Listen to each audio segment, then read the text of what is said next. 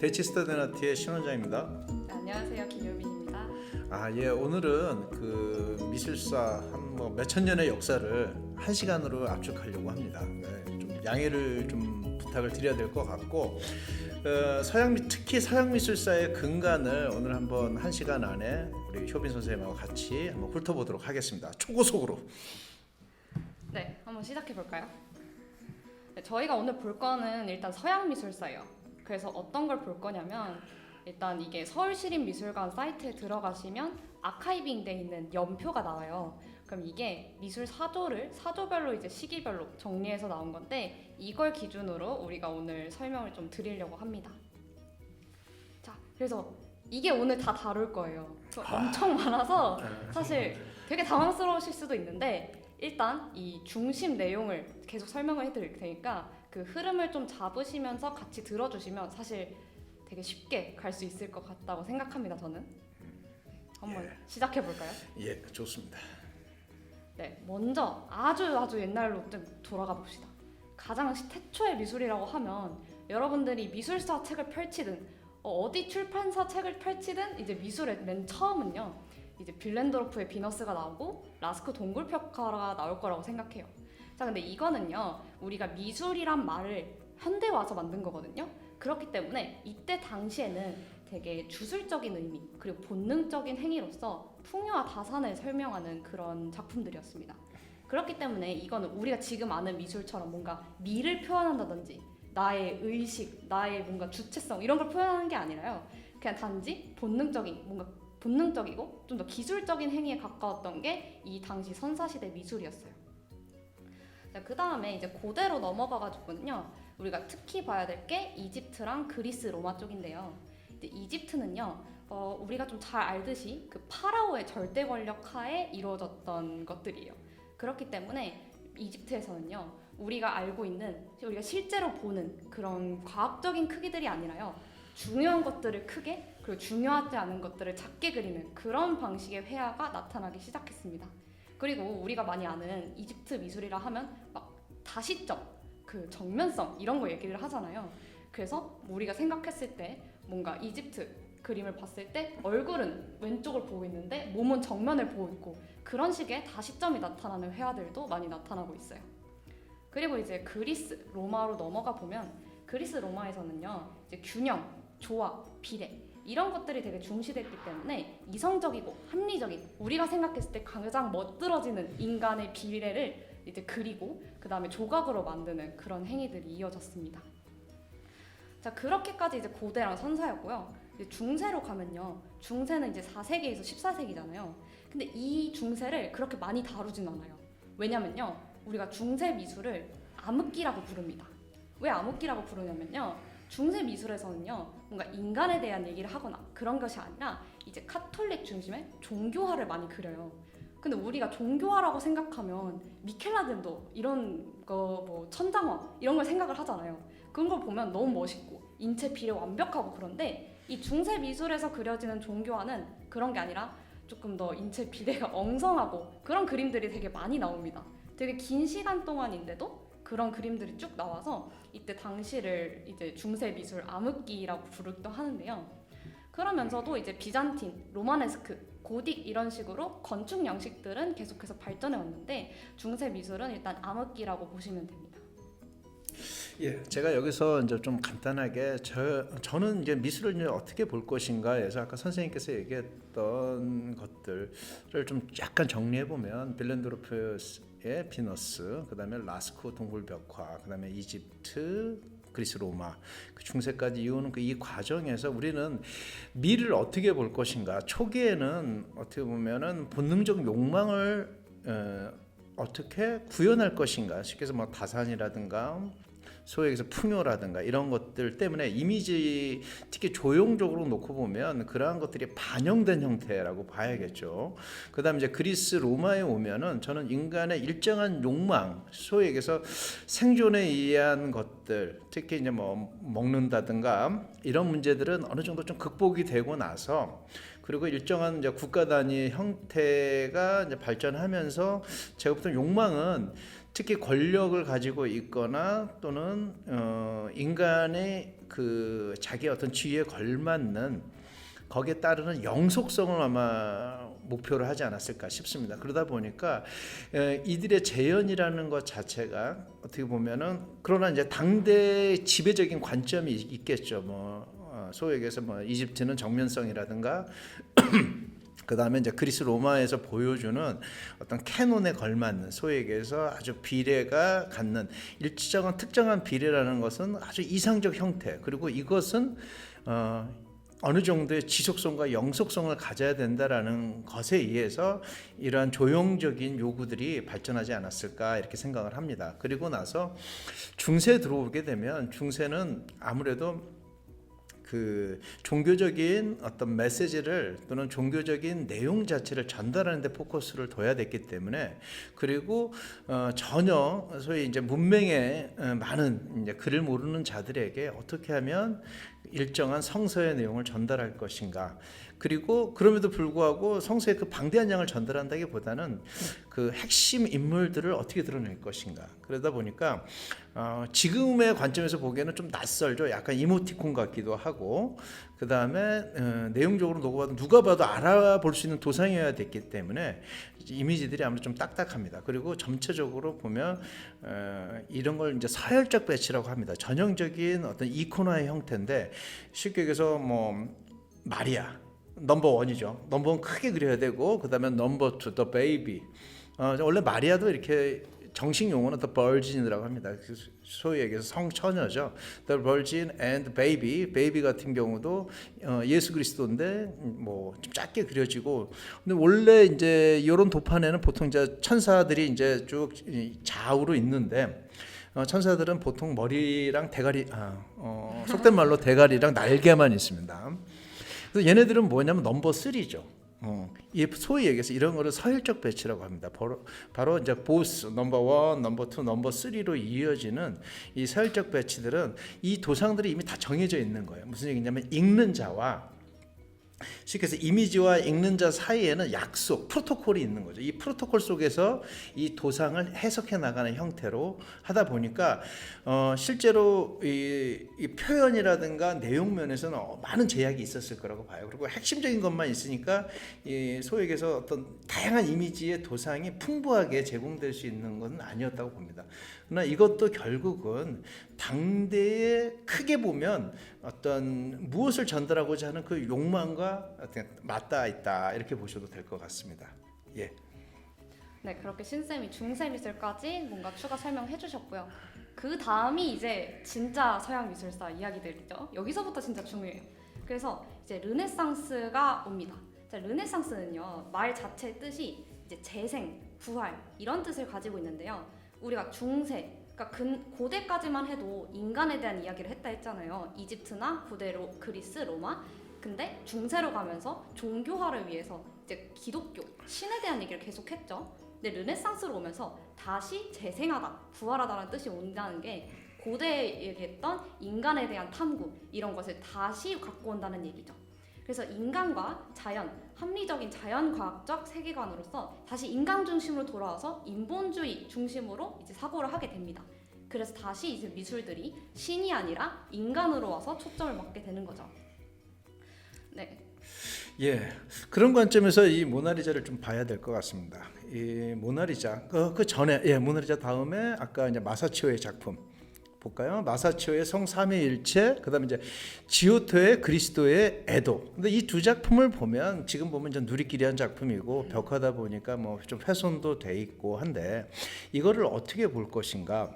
그 이전의 회화 양식과 비교해 보면 제일 좋습니다. 가령 아까 나왔던 이코나가 있죠. 성모 마리아가 있고 아기가 있는 상태라면 여기서는 도상이 조금 아무래도 뻔합니다. 그래서 그러나 이 실제로 마사치의 성삼위일체를 봤던 당대 사람들은 이렇게 생각했대요. 와, 이거 예수님께서 진짜 십자가에 못 박히셨구나. 내가 마치 그 현장에 있는 느낌. 그 다음에 이 지오토의 그리스도의 애도를 보고 이거 눈물 안 흘리면 그 사람도 아니었던 거. 왜냐하면 이게 충격적으로 다가왔다라고 얘기합니다. 당대 사람들 입장에서는 뭐냐면 우리가 지금 아바타 2를 보는 느낌입니다. 와, 완전히 생생하고 홀로그램처럼 아마 받아들였을 것이고 막 3D 맥스처럼도 느껴질 수도 있고 막 아마 4D가 됐을 가능성이 큽니다. 아마 대부분 다들 마치 예수의 어떤 십자가에 매달리는 그 현장 속에 있는 것처럼 그 다음에 예수가 이제 십자가에 내려와서 다들 이제 슬픔에 젖어 있는 상태입니다. 이 상태를 마치 천사도 울고 마리아도 울고 나도 울고 이런 분위기, 이게 바로 그 이전의 미술 형식과 완전히 달라진 겁니다. 마치 참여형이 되고, 그런데 르네상스는 인간을 탐구한다며. 잘 보시면 어떤 게 있냐면 당대 화가들은 그 이전까지는 마리아가 됐든 예수가 됐든 천사가 됐든 어떤 도상 속에 있었다면, 아주 패턴 속에 있었다면 마사치오나 지오토나 그 다음에 특히 우리가 지금 많이 알려진 다빈치 같은 경우도 보면 현존하고 있는 사람들을 관찰을 통해서, 그러니까 마치 내용은 종교하지만 종교화의 이 내용을 구성하고 있는 이 소재들은 현존하고 있는 당대 사람들의 모습 속에서 어떻게 보면은 그런 것들을 구현하고 있지 않나 이렇게 생각합니다. 그래서 이 마사치오의 성삼위일체 그림을 보면요, 이게 최초의 원근법이 쓰여진 그림이라고 다들 얘기를 많이 하는데, 지금 보면 우리가 저번에 드로잉 시간에 투시법 배웠죠, 저한테. 그럼 보면은 지금 소실점이 어디에 있어요? 바로 저 가운데 십자가에 있는 예수에게로 소실점이 들어가 있죠. 그렇게 해서 이 소실점이 처음으로 들어간 르네상스는 자연과학 이런 게 발전이 되고 그것이 더 관심이 생긴 그 장르라고 얘기를 했잖아요. 그렇기 때문에 최초의 원근법이 적용된 그림이 나왔다라고 얘기를 할 수 있을 것 같아요. 예, 맞습니다. 여기서 이 원근법을 우리는 어떻게 봐야 되나? 현대의 관점에서 보면 저는 이렇게 봅니다. 원근법이라는 거는 지금으로 따지면 챗 GPT일 수도 있고요. 그 다음에 소위해서 버추얼 3D 맥스 같은 어떻게 지금에 나오는 툴들일 수도 있어요. 그래서 원근법이라는 게 당대 우리는 지금 르네상스를 보면 르네상스에는 전부 다 원근법을 적용했다 이렇게 보시면 안 돼요. 이것을 할 수 있었던 화가들은 또는 조각가들은 그렇게 흔치 않았어요. 그렇기 때문에 여전히 르네상스의 혁신이라는 것이 일단 소수에 의해서 진행됐다라는 것도 여러분들이 생각하셔야 되고, 그 다음에 또 하나는 이런 혁신적인 방법론이 그렇게 대중들이 흔히 알고 있었던 것이 아니라 일부 작가들에 의해서만 공유될 수 있었고, 이것을 구사할 수 있는 사람은 극히 적었다라고 보시면 됩니다. 네, 그러면 그 극히 적은 인재가 르네상스의 이제 세 명의 천재가 나오죠. 그 세 명의 천재가 바로 누구냐면 다 한 나라에서 나옵니다. 바로 이탈리아에서 이제 다빈치, 미켈란젤로, 라파엘로 이렇게 세 명의 천재가 나오는데요. 이 세 명의 이름은 다들 한 번씩은 들어봤을 거라고 생각을 해요. 그래서 먼저 미켈란젤로부터 보면 이제 아까 얘기했던 바티칸궁의 시스틴 성당 벽화 중에 하나인 아담의 창조, 이 두 판입니다. 많이 봤죠? 자, 미켈란젤로의 작품을 보면요, 뭔가 하나 생각날 거예요. 그 고대 그리스 그때 작업이랑도 약간 비슷해 보이지 않나요? 왜냐면 거기서는 굉장히 이상적이고 굉장히 정확한 비례 그리고 완벽한 조화 이런 걸 추구를 했는데, 미켈란젤로도 굉장히 이상적인 비례의 인간들을, 신들을 이렇게 그려냅니다. 그래서 굉장히 고전적인 양식을 차용을 해서 입체적인 근육 표현 그리고 사실적인 묘사를 좀 보여줬고요. 그래서 예. 근데 저는 이렇게 봅니다. 특히 지금 원근법은 다시 한번 좀 고민을 해봐야 되는 건 뭐냐면, 이거는 테크놀로지로 보셔야 된다라는 거예요. 뭐냐면 당대 많은 예술가들, 특히 혁신적이었던 예술가들이 당대 혁신적인 테크놀로지를 아주 중요하게 여기고 이것을 공부하는데 애를 썼고, 또는 그러나 이 테크놀로지를 가지고 보여지는 방식은 어떤 식이었냐면 테크놀로지를 넘어서 우리가 그 이전에 볼 수 없었던 시각 체험을 가능하게 했다라는 거죠. 마치 아담과 하나님이 만나는 장면처럼, 마치 아담의 탄생이라는 것이 어떤 과정을 통해서 이루어졌는지 그 이전에 보여주던 방식을 넘어서 마치 그 현장에서 이것을 보듯이 마법적인 어떤 효과로 아마 다가섰을 것 같고, 지금으로 따지면 영상처럼 다가섰을 것 같습니다. 근데 이러한 르네상스의 3대 천재라고 불리우는 다빈치, 라파엘로, 그 다음에 미켈란젤로가 있는데, 이들 이전에 더 중요한 사람이 있어요. 그게 바로 이 르네상스 이들의 선배가 있습니다. 이들이 누구냐면 하나가 기베리티라는 사람이 있습니다. 예, 천국의 문을 만들었던 기베리티와 그 다음에 그 바로 그 천국의 문, 그 세례당에 있었던 그 뒤편에 있었던 두오모 성당의 도움을 만들었던 브루넬리스키가 있습니다. 이 두 사람에 의해서 르네상스는 열어지고 이 두 사람들이 키웠던 동생들이 바로 이 사람들이라고 보시면 됩니다. 조각가로는 뭐 도나텔로 같은 사람들이 있어요. 그런 사람들이 전부 다 이 브루넬리스키의 제자격 되는 사람들입니다. 근데 저는 이런 르네상스를 왜 부흥으로 봐야 될 것인가? 아마 이렇게 뭐 후대 사람들이 붙였겠죠. 그건 뭐냐면 중세가 무조건 얻었다고 보기는 어렵겠지만 중세 끝자락에 있었던 재난, 소위 이제 흑사병, 지금으로 따지면 이제 코로나, 코비드 19 같은 거였습니다. 그러다 보니까 이러한 것들로부터 새로운 활기를 어떻게 찾을 것인가? 그러니까 예술은 이런 인류가 처했던 위기마다 새로운 어떤 활기의 신호탄을 쏘아 올리기 위해서 이들은 새로운 혁신적인 방법을 찾았고 그 혁신적인 방법과 더불어서 그 테크놀로지가 될 것입니다. 예술과 테크놀로지, 그리고 예술과 사상, 그리고 예술과 새로운 체험을 제공하지 않았을까 이렇게 생각은 합니다. 네, 그 다음 작품 볼게요. 그 다음은요, 이제 다빈치인데요. 모나리자. 너무 유명한 작품이어가지고 사실 눈에 참 누리끼리 합니다. 그죠? 너무 익을 거라고 생각합니다. 네. 자, 모나리자의 이제 기법적으로 한번 봐볼게요. 이 그림이 미술사에서 가지는 의의가요. 일단은 여인의 초상이죠. 근데 이제 뒤에서 계속해서 원근법, 투시도법 이런 얘기를 했는데 기법적으로도 원근법을 표현하는 방법이 이 모나리자에서 나오기 시작합니다. 그래서 공기원근법이라는 게 생겼는데요. 여러분 이제 그림 그릴 때 실기할 때도 이제 공기원근법 써본 친구들 되게 많을 거예요. 여기서는 이제 용어를 스푸마토라고 해서 뒤에 있는 배경을요 경계선을 문질러가지고 표현해서 공간감을 내는 기법을 사용했습니다. 예, 보통 원근법에는 여러 가지가 있는데 일단은 크게는 당대에는 뭐가 있으면 리니어 퍼스펙티브라고 하는 선형 원근법, 소위 형태적으로 봤을 때 선형 형태가 거리에 따른 가계 변화에 의해서 앞에 있는 형태가 크고 뒤에 있는 형태는 작고 원래는 동일한 형태라면은 이런 선형 원근법이 있고, 그다음 두 번째로 이 스푸마토라고 하는 이태리 말로 이제 아지랭이란 뜻이죠. 소위 얘기해서 앞에 있는 것은 비교적 선명하고 뒤에 있는 거는 좀 이렇게 아지랑이처럼 어른거린다. 예, 그래서 지금 이 그림에는 두 개의 원근법이 있습니다. 바로 이제 선형 원근법과 스푸마토 대기 원근법이 같이 이제 적용돼 있고, 그 다음에 이 모나리자는 사실 아주 오랜 시간 그려졌다라고 얘기를 합니다. 그렇게 그림이 크지 않아요. 사이즈만 봐도 뭐 77에 53인데 이건 다빈치가 평생을 들고 다니면서 그렸다고 얘기합니다. 제작 기간은 상당히 깁니다. 몇십 년이 됩니다. 그리고 이 작품이 왜 루브르에 있냐면 다빈치는 이태리 사람인데 왜 루브르에 있냐면 다빈치가 말년에는 프랑스에서 살게 돼요. 그리고 그게 아마 프랑스의 과거 수도는 파리가 아니라 뚜였어요. 뚜.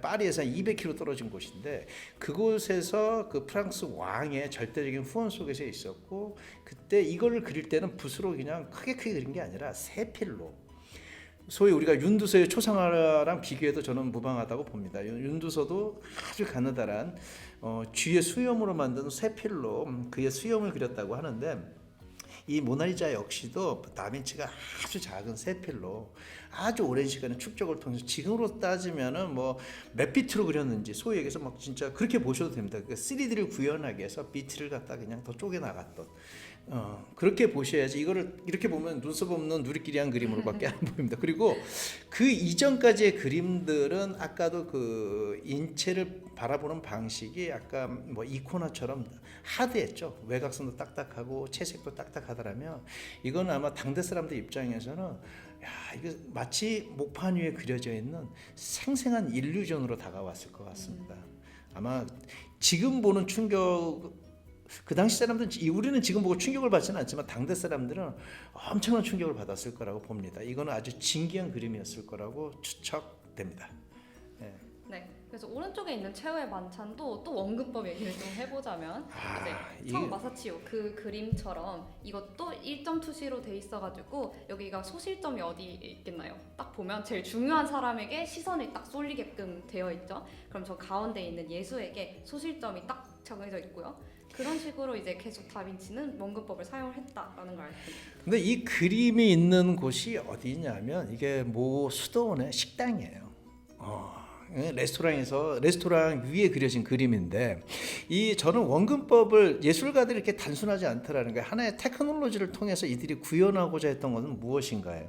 이 수도원의 식당에 약간 위쪽에 그려져 있는데 아래쪽에 전부 다 이제 식탁이 있고 많은 수도사들이 나와서 식사를 하는 도중에 맞은편에 요 같은 공간 내 맞은편에 무슨 그림이 그려져 있냐면 역시 이거 다빈치가 그린 건 아니고 그리스도의 책형이라고 해서 십자가에 매달려 있는 세 개의 십자가에 매달려 있는 뭐 왼쪽에 오른쪽에 뭐 도둑들이 있고 그다음에 이제 예수가 가운데 이제 십자가에 매달리기 직전에 그 전날 밤 제자들과 함께 이 빵과 이 포도주를 나누던 장면을 묘사를 한 거죠.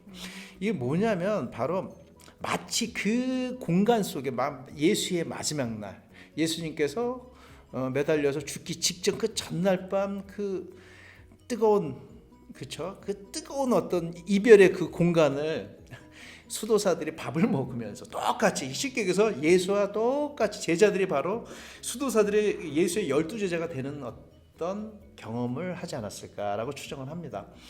그러니까 이 떡이 이게 빵이 소위에서 빵을 먹고 음식을 먹는 게 목이 메서 얼마나 먹겠습니까? 저는 이거 여기서 밥 많이 먹는 애 있다 그러면 그 사람이 아니죠. 선생님이 내일 돌아가시는데 수도사들 입장에서는 예수는 이제 스승이기 때문에 스승의 어떤 죽음을 목전에 두고 밥이 넘어갔을까? 라는 생각이 듭니다. 그래서 보통 보면 우리가 이제 그림을 볼 때도 이 작품이 어디 있느냐, 이 장소성도 한번 이게 따져서 보면 이 작품에 대한 이해도가 훨씬 더 높아갑니다. 예, 넘어가겠습니다. 네. 자, 그럼 다음에 가면은 이제 라파엘로예요. 예. 자, 라파엘로 이 아테네 학당이라는 작업은요, 이제 예전 그리스 시대를 해석해서 그린 그림인데. 그렇기 때문에 이제 똑같이 안정감, 균형 그리고 비례를 추구하는 그림이었어요. 그래서 이거는 고대 그리스 시대 이제 수학자 그리고 과학자들의 초상을 다 그린 건데 여기 뭐 우리가 아는 수학자 누가 있나요? 아리스토텔레스, 막 플라톤, 이런 소크라테스 이런 사람들도 있고요. 여기 보면은 이제 오른쪽 맨 끝에 보시다 보면 여기에 라파엘로 얼굴도 있습니다. 이게 찾아보시면 자기 얼굴도 이렇게 빼꼼 쳐다보는 모습을 넣었어요. 예. 여기 뭐 미켈란젤로도 있는 것 같아요. 네, 여기. 이거 그 사람이 미켈란젤로죠? 네. 예. 저는 이것도 보면은 이 원근법이라는 거는 아마 지금으로 따지면은 아마 3D 기술 이상이었을 거예요. 버추얼 이펙트였을 겁니다. 당대 사람들은 이 마치 그리고 이 작품에서는 저는 약간 인상파가 이렇게 태동할 수 있는 근거도 이 작품을 새롭게 보니까 좀 보이는 것 같아요. 어떻게 보면 중세 그림에 흔치 않았던 외광이 엄청나게 강렬하게 지금 느껴지는 맑은 하늘이며 특히 고대 그리스의 어떤 건축들이라든가 이런 걸 통해서 아마 이 작품을 많이 봤던 그 젊은 화가들 소위 얘기해서 유럽의 젊은 화가들은 외광에 대해서 좀 인지하지 않았을까라는 생각도 합니다. 네, 지금 쌤 말씀 듣고 보니까 되게 인상파에서도 영향을 받았을 법한 그런 모습들이 좀 보이는 것 같아요. 네, 이렇게 해서 이제 지금 르네상스, 이탈리아 르네상스의 세 천재 라파엘로, 다빈치, 미켈란젤로를 봤는데요. 이 시기에 이탈리아만 있었던 건 아닐 거 아니에요. 그럼 다른 유럽에서는, 다른 곳에서는 어떤 르네상스가 진행되고 있었냐라고 간략하게 얘기를 해보면 이제 북유럽 르네상스는요, 일단 되게 반 아이크, 한스 홀바인 같이 그 사람의 그림들을 보면요, 굉장히 그림 안에다가 메타포를 엄청나게 넣습니다. 상징이랑 비유로 점철된 그림들을 좀 많이 그리고요. 이 시기에 네덜란드에서는요, 이제 바니타스 양식의 정물화를 그리기 시작합니다. 바니타스 정물화는요, 이게 해골, 모래시계, 뭔가 불 꺼진 촛불 이런 걸 그려내는데 거기서 보면 우리는 인생 무상, 덧없음 이런 것들을 얘기하는 정물화들을 네덜란드에서는 그리고 있어요. 예, 잠깐 내려가 볼까요? 엘 그레코. 한때 저도 대학 다니면서 엄청 좋아했던 작가고 제가 엘 그레코를 한번 직접 작품을 좀 보기 위해서 스페인의 그 프라드 뮤지엄을 헤맸던 기억이 있습니다. 개인적으로 엄청 좋아했어요. 왜 그랬냐면 이 엘그레코의 그림은 보면 사실 좀 뭐 비례도 그렇고 이게 그림이 보면 어떤 정격이라든가 쉐입 같은 것들을 조금 이렇게 변형이 많죠. 좀 늘어지기도 하고.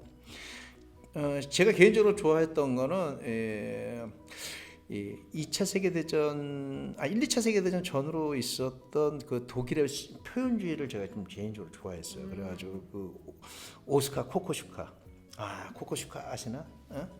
오스카 코코슈카의 향기가 좀 많이 나서 옛날에도 이런 표현들이 있었나 싶을 정도로 제가 개인적으로 상당히 특히 이제 페인팅을 전공한 학생들 입장에서 참 좋아할 만한 그림입니다. 물론 그렇지 않은 사람들 입장에서는 뭐 좀 그렇다. 근데 엘그레코는 사실 이런 묵시록 5번째 봉인 뭐 이런 거 말고 그 초상화를 보면요, 엄청나게 매력적입니다. 마치 그 뒤에 나타날 특히 마네한테 그렇게 영향을 많이 줬던 벨라스케스라든가 그다음에 프란시스코 오야가 왜 나올 수밖에 없었는지를 딱 보여주는 작가가 바로 이 엘 그레코입니다. 엘 그레코는 실제로는 스페인 사람은 아니고 요분은 원래 출신은 그리스 출신입니다. 예. 근데 이제 따뜻한 스페인 가서 그림 그리셨던 것 같아요. 예. 네, 그렇게 이제 지금 르네상스 지나서 매너리즘이라고 불리는 시기를 지나면 바로크가 나와요. 자, 근데 바로크 설명하기 앞서서 우리가 미술사를 봐야 될 때 이 진짜 지금 완전 많은 걸 계속 한 번에 압축해서 지금 보여드리잖아요. 그럼 여러분들이 생각해야 될 게 뭐다? 이 흐름을 잘 잡으셔야 되는데요. 이 사조마다 흐름을 잡으려면요, 이 지금까지 그 선사시대에서 시작해가지고 지금 현대까지 오는 이 미술사가요, 다 이 기존에 있던 그 사조를 반발해서 나오는 그런 경향으로 이루어지는 게 굉장히 많기 때문에 아까 뭐 중세에서도 뭔가 기독교 이런 걸 중심에서 있어서 반발됐듯이 계속해서 반발의 그 기존에 있던 거에 반발로 보면 되시거든요. 그렇기 때문에 저희가 얘기할 때 이런 메인 포인트를 잘 정리하고 가셨으면 좋겠습니다.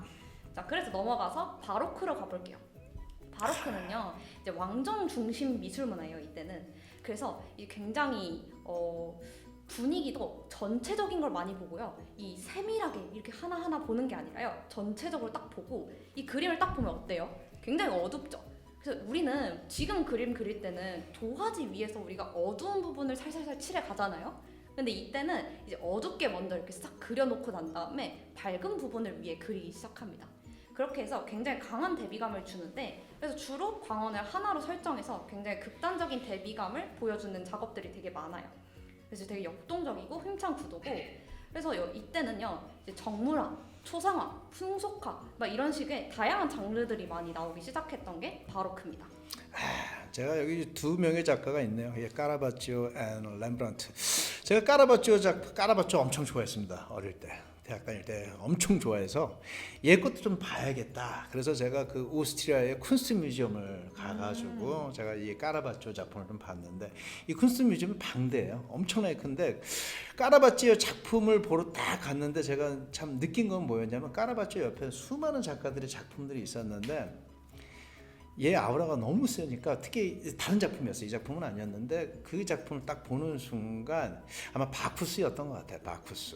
바쿠스였던 것 같은데, 다른 작품들은 안 보입니다. 아예. 그리고 근데 이제 다른 작품들이 되게 화려해요, 전반적으로. 그런데 이 까라바치오 같은 경우는 배경이 전반적으로 좀 어둡죠. 이거 그냥 블랙 페인팅이라고 합니다. 보통 셉 그린이라든가 블랙, 아니면 뭐 블랙이라든가 이런 거, 아니면은 뭐 세피아 같은 것들, 만다이크 뭐 이런 거 다 백을 눌러놓고 그리는데, 이 까라바치오는 사실 이름도 얘도 중간에 미켈란젤로라는 이름이 들어가죠. 얘도 그래서 미켈란젤로 2라고도 하는데, 일명 이 까라바치오가 이게 사고뭉택이었어요. 당대가 뭐 실제로 결투하면서 사람을 죽이기도 하고 했는데, 이 친구가 이 많은 추기경들이나 많은 이제 소위 종교 권력자들이 이 까라바치오를 놓고 싶지 못했던 이유 중에 하나가 뭐였냐면, 이 사람은 이거를 그리는 방식이 알라프리마, 영어로 하면 에퍼스트라고도 하는데 뭐냐면 바로 그려버리는 거예요. 알라프리마라는 건 뭐냐면 그러니까 스케치를 따로 오랜 시간 하거나 모델을 오랜 시간 관찰해서 그리는 게 아니라 그 자리에서 스케치와 착색이 동시에 이루어지는 거예요. 그러니까 소위 역량이 아주 뛰어났다고 보시면 돼요. 그럼 알라프리마를 여러분들 쉽게 이해하시려면 뭐냐면 그 인상주의 작가들이 바로 캔버스에다 물감을 튜브를 짜가지고 그리는 거를 보통 이제 이걸 알라프리마라고 합니다. 근데 이 당시에는 유화는 만들어졌지만 그게 지금의 튜브형 유화가 아니라 물감을 개고 대리석판 위에다 알려놓고 해바라기 씨유를 개가지고 하는 거라 이게 사실은 오랜 여러 가지 공정이 있어야 돼서 사실 쉽지 않습니다. 이 그림 그리는 것 자체가. 근데 이 카라바초는 자기가 혼자서 사실은 모든 것을 다 해냈다라는 것도 있고, 그 다음에 이 사람의 어떤 조형 방식은 뭐냐면 어둠의 양이 많아요. 그림에. 그러니까 마치 어디서 특정한 조명이 마치 연극 무대처럼 스팟 조명이 떨어지는 것처럼 그림을 많이 그렸는데 이 사람이 그린 여기서 보면 이제 도마도 의심하는 도마, 예수의 그 상처에다 손가락을 찔러보는 도마도 이런 것들을 보면 특히 그 이전 그림보다 좀 달라진 거는 뭐냐면 여전히 그리스 로마 시대 어떤 캐논이라든가 이런 것들이 적용된 인체들이었다라면 아까 미켈란젤로 같은 경우에는 시스틴 성당에서 보여줬던 거라면 지금 다시 이 도마를 보면 마치 이태리 거리의 그 불황자 같은 느낌이 듭니다. 예. 그리고 아까도 얘기했지 이 현존하는 사람들 어떻게 보면 아까 마사치오라든가 지오토보다도 더 마치 당대 사람들이 예수의 어떤 그 느낌 속에 더 맞게 마치 예수 생존의 그 어떤 현장을 마치 보는 것처럼 마치 연극의 한 무대처럼.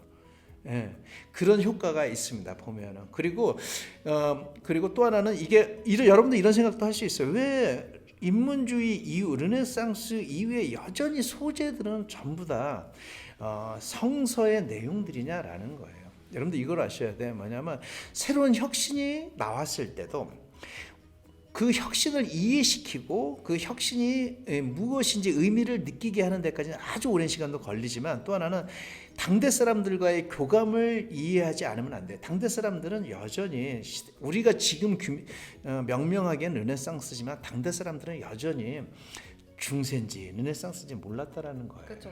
예. 그리고 여전히 중세였을 수도 있어요. 그리고 중세란 단어도 중요하지 않았을 수 있습니다. 그러나 당대 많은 사람들은 여전히 중요한 가치 중에 하나가 바로 이 성서적 내용이에요. 그러나 그 내용을 어떻게 보여주느냐. 그래서 실제로 카라바치오의 작품들은 논란이 많았어요. 왜 논란이 많았냐면 꼭 굳이 이렇게 그려야 되냐. 왜 도마가 저 어깨에 저 옷 보세요. 빵꾸 났잖아요. 야 예수님의 제자들 왜 이렇게 그리냐. 옛날 같으면은 여기다 막 장식 이빨 엄청 많이 들어갑니다. 장식 들어가고 예수도 마찬가지. 왜냐하면 성화의 내용이니까. 그리고 실제로 이렇게 이 도마 작품 같이 막 예수의 그 피부 속으로 손가락을 집어넣는 막 해부학적인 장면 같은 이런 연출은 그 이전에 보여주지를 못했어요. 이러한 도전들은 너무나 어떻게 보면 진짜 이 카라바초의 그 인생처럼 막 피 튀기는 인생처럼 마치 해부실 같이 느껴지지 않습니까? 제가 보기에는 이거를 어떻게 연결시키면 되냐면 그 데미안 허스트의 상어 같은 느낌이에요. 좀 불편하죠. 이거를 못 봤던 사람들이 너무너무 생생하고 너무너무 놀라우면서도 아마 엄청 불편했을 거예요. 그런데 마치 페인팅기에 불닭볶으면 끊을 수가 없는 거죠. 이런 걸 본 적이 없으니까 놀랍다 이런 생각했을 겁니다. 저는 카라바초는 여전히 지금도 매력적이지만 당대 사람들한테는 진짜 미친 듯이 매력적이었을 거라고 생각합니다. 네, 그렇게 해서 이제 바로크까지 봤고요. 렘브란트 넘어갈까요? 렘브란트 많이 봤죠. 네, 많이 봤죠. 제가 하나 더 들어가면 우리가 여기서 보면 카라바초의 빛과 렘브란트의 빛은 약간 유사한 데가 있어요. 어디선가 떨어지고 있어요. 저 빛은 실제로는 외광일 수도 있고, 근데 제가 보기에는 가상의 소위 얘기해서 해본에서 떨어지는 빛들입니다. 이건 뭐냐면 실제 우리들의 생활은 어둡다. 인생은 고통일 수도 있고, 근데 저 빛은 뭐냐면 작은 빛은 바로 지저스의 어떤 구원이 셀베이션, 구원일 수도 있고, 렘브란트의 얼굴에 떨어지는 빛도 여기에는 이건 하나의 셀베이션, 자기 구원의 어떤 이미지라고 보셔야 돼요. 그러나 또 하나는 이게 종교적인 내용이네라고 생각할 수도 있지만 이건 자아의 발견일 수도 있고, 그 다음에 우리 현실하는 현존하고 있는 삶의 발견일 수도 있다. 사실은 어느 하나로만 다 가지 않습니다. 어떤 시대든 간에 중첩이 되는 겁니다. 양자 중첩처럼 공존하는 거예요. 그러면서 계속 지속적으로 다음의 문제의식을 안고서 발전하는 게 또 미술이었다 보셔야 됩니다. 단순 반발만 있었던 것이 아니라 이 과거의 것을 어떻게 계승하면서도 연속되면서도 사실 새로운 것들이 계속 중첩되어 나가면서 사실은 발전하지 않았나 이렇게 생각합니다. 네.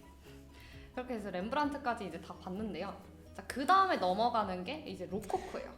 자, 로코코는요, 이제 그 바로크가 왕정 중심 미술이었다고 하면 로코코는 귀족 중심이에요.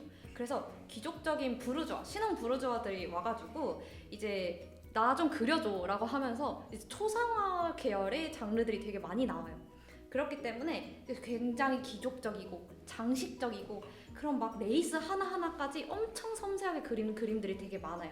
그래서 이때 로코코 미술은요, 화려하고 섬세한 묘사가 굉장히 특징적입니다. 맞습니다. 프리고나르도 아주 유명한 작가죠. 개인적으로도 좋아했어요. 반짝반짝거려가지고. 근데 실제로 여기서 딱 보면 어떤 걸 알 수 있냐면 그림의 소재가 바뀌었다라는 거예요. 이거는 이게 우리가 보기에는 이게 뭐야 이렇게 생각할 수도 있는데 이건 엄청난 변화입니다. 바로 왜냐하면 저 화면이라는 거는 여러분들 이렇게 서블레임한 거예요. 아주 숭고한 거일 수도 있고, 이 소위 캔버스 화면이라는 것은 대단한 공간입니다. 소위 우리가 지금 생각하는 그러니까 단순히 그림의 영역을 넘어서 그 캔버스 또는 저런 화면이라는 거는 저게 아무거나 놓일 수가 없는 거예요. 그런데 어떻게 보면 물론 귀족이 되고 소위 왕정이 되고 하는 이게 시대적 변화도 있지만 소재가 바뀌었다라는 건 저 위치, 과거에 저기 누가 있었습니까? 마리아 계셨고 예수님 계셨고 막 어마어마한 내용이었는데 이거 남녀가 희롱하는 장면이지 않습니까? 그렇죠? 이거는 제가 보기에는 그 화가들 또는 당대 관점들이 크게 변화됐다라는 것을 얘기하는 겁니다. 예. 이제 메인에 귀족이 올라왔던 로코코고요. 그 다음에는 이제 신고전주의입니다. 신고전주의는요, 이름에서부터 딱 보이듯이 고전으로 다시 돌아가자라는 약간 내용을 좀 담고 있는데, 그 로코코가 귀족 중심이고 뭔가 돈을 내고 이제 초상화를 그려주고 그런 식의 뭔가 장식적이고 이런 것에 되게 반발해서요. 이때 신고전주의자들은 이제 고전의 이성적이고 진지한 내용들을 다시 부활시키자라는 내용으로 이걸 다시 이런 사주를 진행을 하게 됩니다. 맞습니다. 지금 방금 전에 로코코가 보면 어떻게 보면 좀 약간 세속적인 측면이 좀 강하죠. 그리고 표현도 역시 좀 뭐라고 할까, 색감이라든가 모든 것들이 좀 장식적이기도 하고 블링블링하죠. 블링블링한데 또 요러면 또 바로 되게 도덕적이고 좀 무겁고, 그렇죠? 그 다음에 조금 더 높은 수준의 어떤 가치를 조금 찾게 되는 게 사람의 이게 본능 아닌가 싶습니다. 이거는 주고받고 하는 거라고 봅니다. 저는 이런 점에서는. 근데 이것이 역시 미술에서도 드러나고, 특히 이제 신고전주의 그 자크루이 다비드, 호라티우스의 형제의 명세를 보면 여기에는 어떻게 보면 더 높은 가치 조국에 대한 있을 것이고, 그렇죠? 지금 생각하면 좀 애국심 강조하는 느낌 딱 드네요. 그렇죠? 예. 그리고 이거는 서사를 중심으로 하고 있다 이렇게 보시면 됩니다. 여전히 그 서사 중심의 그림이 지금 이제 보여주고 있다 이렇게 보시면 됩니다. 네. 그 다음에 낭만주의도 마찬가지로 또 서사 중심이긴 해요. 이제 낭만주의는요, 신고전주의가 이제 고전으로 돌아가면서 너무 지나치게 이성 좋아, 이거 언제까지 말할 거야, 이거 너무 과하다라고 얘기를 하는 건데, 이제 여기서는 이제 딱 이거 보면 민중을 이끄는 자유여신 드라큘라의 그림이죠. 보면 사람들이 막 죽어 있고 뭔가 전쟁에 이런 아름답다고 생각되지 않은 소재들을 되게 소재로 해서 낭만주의에서 많이 그려요. 이거는 이제 당대에 일어났던 프랑스 혁명에 대한 이야기를 그린 그림인데요. 예. 이 그림도 보면 조금 이거 뭐 자유의 여신만 보지 마시고 좀 하단을 보시는 게 좋습니다. 이런 그림은 저 밑에 보면 이게 좀 과도하죠. 바지가 왜 벗겨집니까? 그죠? 혁명을 하는데. 거기다 살짝 음모도 보이고 또 이게 핏기 어린 그 죽은 사람의 모습이라든가 이 드라큘라 작품 중에 다른 게 있죠. 더 유명한 게 그 메두사호의 뗏목이라고 아프리카 지역을 여행하던 아마 그 프랑스 배였던 것 같아. 프랑스 배인지 어디 배인지는 모르겠는데 그 배가 침몰하고 나서 간신히 뭐 뗏목을 엮어서 살아남은 자들 그리고 그 안에서 그 아비규환으로 생존을 위해서 사람의 시신을 먹으면서 뭐 버텼던 내용을 드라큘라가 재현을 했는데 내용이 좀 어떻게 보면은 그 이상적인 형태의 가치를 찾는다기보다는 현실에서 벌어지고 있는 그 인간의 아주 그 적나라한 모습들, 예, 이런 것들을 이들은 도대체 그 인간이 무엇인가에 대해서 인간이 가장 그 이상적이고 이성적인가에 대한 새로운 질문들을 하고 있지 않았나 싶습니다. 그래서 화가들은 그래서 어떻게 하면 시대별로 저는 그래서 이사주에 반대하고 이사주에 반대했다기보다는 자신들이 처한 질문의 방향과 포커스가 바뀜으로 인해서 질문의 포커스와 내용만 바뀌는 것이 아니라 형식적인 표현 방식도 바뀌는 거죠. 가령 아까 같은 경우에는 다비드는 선중심의 그림이라고 보셔야 됩니다. 엄격한 정격. 그러니까 도덕적이고 이상적인 형태에 맞는다고 볼 수도 있고 이 드라큘라의 작품을 보면 좀 더 저 하늘만 보세요. 인상주의 느낌이 확 물씬 풍기죠. 벌써. 그러니까 선보다는 색, 그다음에 좀 더 표현, 좀 더 그 즉흥적이고 격정적인 표현들이 가능한 형태로 가지 않았나 이렇게 생각합니다. 이것은 아마 후대에 어느 정도 사실주의라든가 만해라든가 이후 이제 인상주의에도 여전히 영향을 미치리라고 봅니다.